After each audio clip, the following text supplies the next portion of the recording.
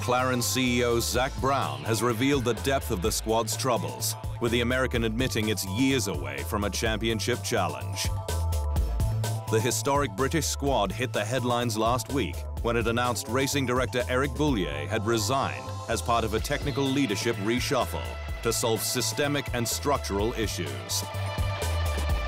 McLaren's matrix management system, one where there is no clear chain of command, is said to be the root cause of its disappointing performance, with this year's MCL 33 featuring less downforce than its predecessor.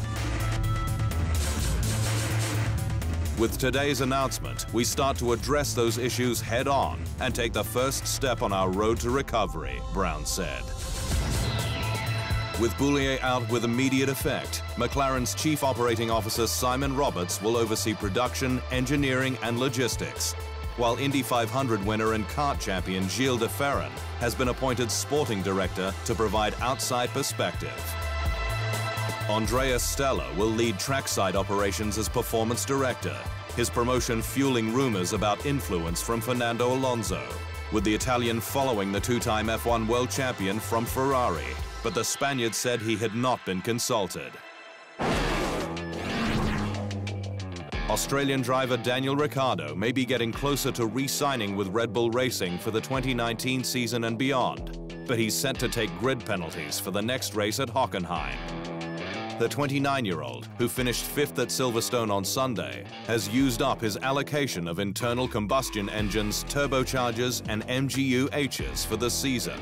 But with tight and twisty track Hungary a likely chance to dominate, the next race in Germany has been earmarked for a raft of new power unit components to fuel his charge. Hungary is a key opportunity for us, as it's a low-power dependent circuit, to hopefully be in contention for a win, said team principal Christian Horner. Red Bull is expected to struggle at Power Circuit Hockenheim, despite its supplier Renault introducing special engine modes for qualifying, with the marque yet to win at the 4.57-kilometer track. Staying with Red Bull, and junior team member Dan Ticktum could be in a Toro Rosso seat next year, likely replacing Brendan Hartley. The 19-year-old is the latest to be ready for F1 in the Energy Drinks Junior program, which is presided over by Red Bull motorsport consultant Dr. Helmut Marko, who has described Ticktum as crazy but fast. Ticktum started racing cars in 2015, winning the 2017 McLaren Autosport BRDC Award and Macau Formula 3 last year. This year he's dovetailing European F3 with Japanese Super Formula. The only obstacle is the points he requires for an FIA Super license, with a Euro F3 title worth 30 points, 10 short of the 40 needed to race in F1.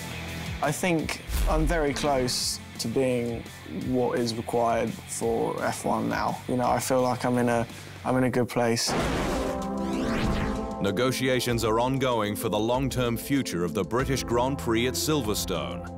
But John Grant, chairman of the BRDC, the British Racing Drivers Club that owns the track, has said he's hopeful an affordable deal with Formula One can be agreed. Last year, the BRDC triggered a break clause in its contract with the sport, which then ran through to 2026, citing mounting financial losses totaling £7.6 million across 2016 and 2015. We lose money on the Grand Prix every year putting it on, and that's a function of the contract that we've had for the last 8 years. F1 owner Liberty Media remained tight-lipped about the BRDC's move at the time, but now agrees that Silverstone is the only realistic location for the British GP, at least in the near term. So we have the 17, 18, and 19 race, where we're going to serve fans, delight fans, excite fans, and in the interim, we'll figure out what our next move is, but we're very committed to a British Grand Prix. A London Grand Prix, while logistically difficult, is said to remain a goal for Liberty Media as part of its plan for more destination races. The 2019 season is set to start 1 week earlier, with the Australian Grand Prix handed a March 17 date, subject to approval from governing body the FIA's World Motorsport Council. The date change ensures the race does not clash with the opening round of the nationally popular Australian Football League, which should ensure stronger ticket sales for the event. The new season opener date could create an issue for Fernando Alonso, though, should he re-sign with McLaren for another year, as the World Endurance Championships 1,000 miles of Sebring is held on the same weekend.